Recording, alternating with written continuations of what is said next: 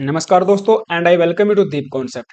दोस्तों, मोदी राज में पिछले 8 सालों में लुटेरों ने देश को लगाया है 12 लाख करोड़ रुपए का चूना। जी हाँ, जो भी बातें आप थंबनेल के ऊपर देख रहे हैं वे सब मैं फैक्ट एंड फिगर के साथ आपके सामने रखने वाला हूं।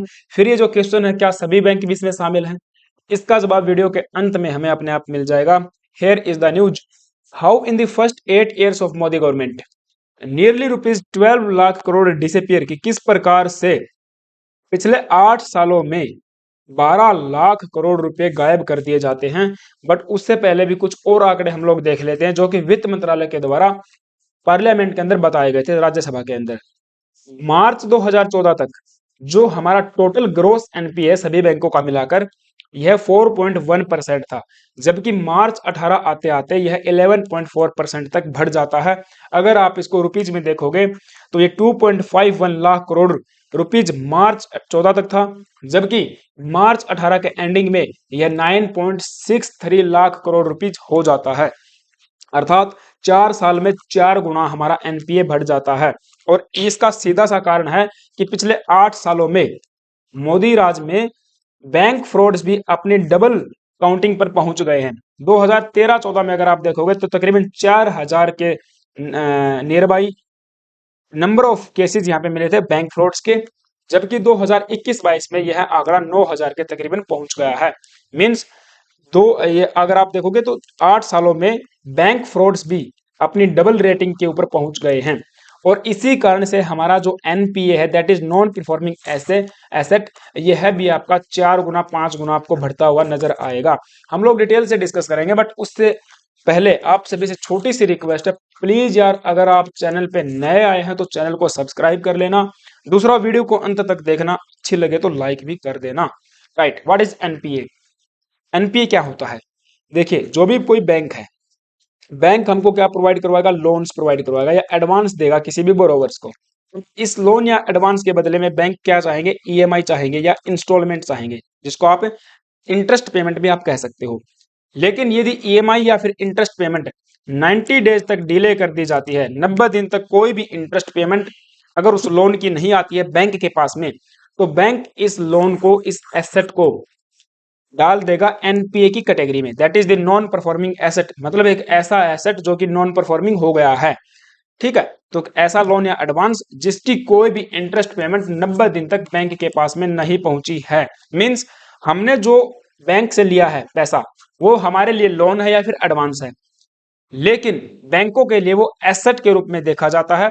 इसको दो कैटेगरीज में बैंक डिवाइड करके रखते हैं, standard asset and non performing assets. Standard asset वही रहेगा जिसमें अगर डिले होगा भी तो 1 से 90 दिन के भीतर भीतर आपको ईएमआई या इंस्टॉलमेंट मिल जाएगी, या फिर रेगुलर बेसिस के ऊपर without any delay EMI bank के पास पहुंचती जाएगी। जबकि अगर 90 दिन से ज्यादा का ईएमआई या इंटरेस्ट पेमेंट बैंक के पास नहीं पहुंचता है, बैंक उस एसेट को एनपीए की कैटेगरी में डाल देता है। इसमें भी हमको 3 डिवीजन देखने को मिलते हैं। सब स्टैंडर्ड एसेट जो कि 12 महीने तक फॉल करता है, डाउटफुल एसेट 12 महीने से ऊपर, and the loss asset non recoverable, अर्थात 12 महीने से ऊपर हो गए हैं, अब ये नॉन रिकवरेबल है, इसमें कोई भी चांस नहीं है रिकवरी की, ये पैसा आपका डूबने ही वाला है, मतलब डूबेगा ही डूबेगा, ये बिल्कुल तय है। राइट, अब सबसे बड़ा एक क्वेश्चन ये भी आता है कि how does a bank earn, कि बैंक लोग किस प्रकार से कमाते हैं। देखिए, आप और हम या फिर कोई भी कॉर्पोरेट या कोई भी कंपनी सेवर के रूप में हो सकती है। हमारे पास कुछ पैसा है, सेवर्स ने क्या किया, पैसा डिपॉजिट कर दिया बैंक के पास में। बैंक यहाँ पे दूसरा आरबीआई से लोन लेते हैं, वो अलग बात है। बैंकों ने क्या कर दिया, इस पैसे को लोन के रूप में दे दिया बोरोवर्स को।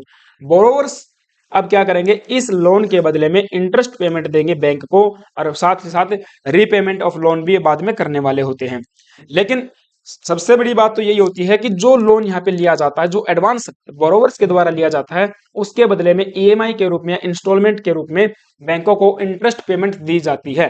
ठीक है, ब्याज दिया जाता है। इसी ब्याज से बैंक अपना पैसा, इसी ब्याज से बैंक अपना खर्चा पानी चलाते हैं। जो भी इनकी एसेट्स वगैरह होते हैं उसको यहाँ पे देखा जाता है, और इसी प्रॉफिट में से बैंक क्या करेंगे, ये जो डिपॉजिट करवाया गया पैसा है, इसको भी इंटरेस्ट पेमेंट के रूप में सेवर्स को देने वाले हैं। सेवर्स फिर इसको इन्वेस्टमेंट करेगा, पैसा उसके पास आएगा, फिर से पैसे को डिपॉजिट किया जाएगा। तो ये एक प्रकार से सर्कल यहाँ पे चलता रहता है। आई होप कि आप इस चीज को समझ पा रहे होंगे। लेकिन क्या हो, यदि ये वाला जो इंटरेस्ट पेमेंट है ये ईएमआई के रूप में बैंक के पास पहुंचे ही नहीं, तब क्या होगा? तब बैंक अपना खर्चा पानी कैसे चलाएंगे? तो उसके लिए बैंक कुछ पैसा अपने साइड में रखते हैं। उसका जो बैड एसेट है उसका कुछ परसेंटेज बैंक क्या करेंगे, अपने पास में रख लेंगे, जिसको प्रोविजनिंग के रूप में देखा जाता है। मान के चलिए अगर दूसरा पैसा यहाँ पे डूब गया है तो प्रोविजनिंग वाले पैसे से, जो कि छाते के नीचे बचा के रखा गया है, उससे बैंक अपना काम यहाँ पे चला लेंगे। लेकिन अगर क्या हो, कोई भी ईएमआई न आए और प्रोविजनिंग भी बैंकों का खत्म हो जाए, तब क्या होगा? तब बैंक हो जाएंगे कोलैप्स और पूरे के पूरे पैसे को, जो कि लोन या एडवांस के रूप में बैंकों ने दे रखा है, उसको ग्रोस एनपीए की कैटेगरी में डाल दिया जाता है और पैसा यहाँ पे डूब जाएगा। इस प्रकार से आप देखोगे तो बैंक भी यहाँ पे कोलैप्स हो जाएंगे। बैंक यदि कोलैप्स हो गए, बैंक यदि डूब गए, तो लोगों का जो पैसा है वो भी यहाँ पे डूब जाएगा, राइट? तो उसके भी आने के कोई चांस यहाँ पे नहीं रहेंगे, ठीक है। तो हमने इस प्रकार से देखा, एनपीए के बारे में हमने समझ लिया। एनपीए क्या होता है? नॉन परफॉर्मिंग एसेट, एक ऐसा एसेट जिसका 90 दिन तक कोई भी इंस्टॉलमेंट नहीं आ रहा है, और आगे चलकर उसको 3 कैटेगरी में हमने डिवाइड कर दिया था। लेकिन देखिए, एनपीए के बारे में तो हमने काफी समझ लिया है, बहुत सारा एनपीए हमारा बढ़ गया है, मैंने आपको जैसा कि बताया है, ठीक है। लेकिन क्या हो यदि इस एनपीए को ही गायब कर दिया जाए, बैंकों से इसको गायब कर दिया जाए, तब क्या होगा? What happen if these loans or bad loans or NPA disappear from the bank balance sheet? बैंकों की अगर बैलेंस शीट से इसको गायब कर दिया जाए तब क्या होगा? ऐसा ही हुआ है पिछले 6 सालों में। बैंकों के द्वारा यहाँ पे सरकार ने बताया है कि 11.17 लाख करोड़ रुपीज जो कि बैड लोन्स के रूप में थे, उनको रिटर्न ऑफ कर दिया गया है, जिसमें से तकरीबन 8,16,000 crore rupees public sector bank के थे, बाकी बचे हुए यहाँ पे प्राइवेट सेक्टर बैंक के पैसे रहते हैं। अब देखिए, आपने एक शब्द यहाँ पे टेक्निकल टर्म आई हमारे पास, that is the return of. इसका मतलब सीधा सीधा आप यही समझ लिए कि पैसे को गायब करना। अर्थात बैंक्स क्या करते हैं, जो इनकी बैलेंस शीट होती है उससे इस पैसे को हटा दिया जाता है, उसको किसी दूसरे अनदर अकाउंट में डाल दिया जाता है। It means return of a loan implies that it will no longer counted as an asset. अब उस पैसे को जो रिटर्न ऑफ कर दिया है, पहले तो एनपीए हुआ, नॉन परफॉर्मिंग एसेट, अब इसको फिर रिटर्न ऑफ कर दिया जाता है, मतलब किसी दूसरे अकाउंट में इसको डाल दिया जाएगा, जो मैन बैलेंस शीट है बैंकों की उसमें इसको नहीं दिखाया जाएगा। अब इसका एडवांटेज बैंकों को ये होता है कि बैंकों की जो टैक्स लायबिलिटी है वो यहाँ पे रिड्यूस हो जाती है, राइट? तो हमने बताया the number of NPAs on it's book by the return of loans. Bank क्या करते हैं, जो अपनी नंबर ऑफ एनपीएज की जो लिस्ट है उसको रिड्यूस करने का यहाँ पे काम करते हैं, दूसरे अकाउंट में इस पैसे को डाल दिया जाता है। अब इससे देखिए ये होगा सिर्फ इतना कि जो बैंकों की जो बैलेंस शीट है ना वो मेंटेन हो जाती है, वो बिल्कुल क्लीन एंड क्लियर आपको देखने को मिलेगी, means A NEET diagram, right? But जो पैसा रिटर्न ऑफ किया गया है वो स्टिल वर्चुअली अलाउ है, ऐसा नहीं है कि वो पैसा मर गया, वो अभी भी जिंदा है, बट उसके जो रिकवरी के चांस है वो बिल्कुल भी लेस है, very very very very less. अब रिकवरी के चांस बिल्कुल भी नहीं है, राइट? अब समस्या ये आ गई है कि हमने रिटर्न ऑफ तो कर दिया, पैसा तो रिटर्न ऑफ कर दिया, लेकिन पैसा तो दिया गया है ना, अब इस पैसे की भरपाई कहां से होगी? इस पैसे की भरपाई कहां से होगी ये आप मुझे कमेंट बॉक्स में बता सकते हैं, अगर आप इस क्वेश्चन को समझ गए हैं तो, ठीक है। जैसे एग्जांपल के लिए हम लोग बताते हैं कि एसबीआई की यहाँ पे एक बैलेंस शीट बताई गई है। जैसे आप देखोगे ईयरली जो इनका एनपीए था पूरी की पूरी बैलेंस शीट भरी हुई है, लेकिन रिटर्न ऑफ करने के बाद काफी clean neat and clear balance sheet आपको नजर आएगी। तो इसका सिर्फ इतना सा फायदा होता है, और दूसरा बैंक अपनी जो टैक्स लाइबिलिटी है उसको कम यहाँ पे कर लेते हैं। एक और आंकड़ा यहाँ पे राज्यसभा के अंदर पेश किया गया था पिछले साल कि 2014-15 से लेकर 2021-22 तक जो टोटल ग्रोस एनपीए सभी बैंकों का मिलाकर, देश के सभी बैंकों का मिलाकर, यह आंकड़ा 66.5 लाख करोड़ रुपीज बन जाता है, एस्टिमेट किया गया था। यानी कि टोटल 8 सालों के अंदर, 7 साल 9 महीने, 8 साल आप लगा सकते हो, अराउंड 8 साल के अंदर अगर टोटल एनपीए बनाया तो 66.5 लाख, जिसमें से 14.5 लाख रुपए को यहाँ पे रिटर्न ऑफ कर दिया जाता है। उस इट मींस उसको एनपीए की कैटेगरी से निकाल के रिटर्न ऑफ कर दिया, मैन बैलेंस शीट से हटा दिया जाता है। अब सरकार ने यह भी बताया कि इस रिटर्न ऑफ किए गए पैसे में से केवल हमारे पास 13%, या फिर टोटल का भी अगर आप 13% मानोगे इसका, तो 13 से 14% केवल यहाँ पे रिकवर किया गया है। एंड वी अगर हम लोग एज्यूम कर देते हैं कि 20% भी पैसा रिकवर कर लिया गया है, तब भी देश को 12 लाख करोड़ रुपए का सीधा सीधा नुकसान 8 सालों में देखने को मिल रहा है। तो ये थी 12 लाख की कहानी। आई होप कि आपको चीजें समझ में आई होंगी किस प्रकार से 12 लाख करोड़ रुपीज का नुकसान देश को उठाना पड़ रहा है।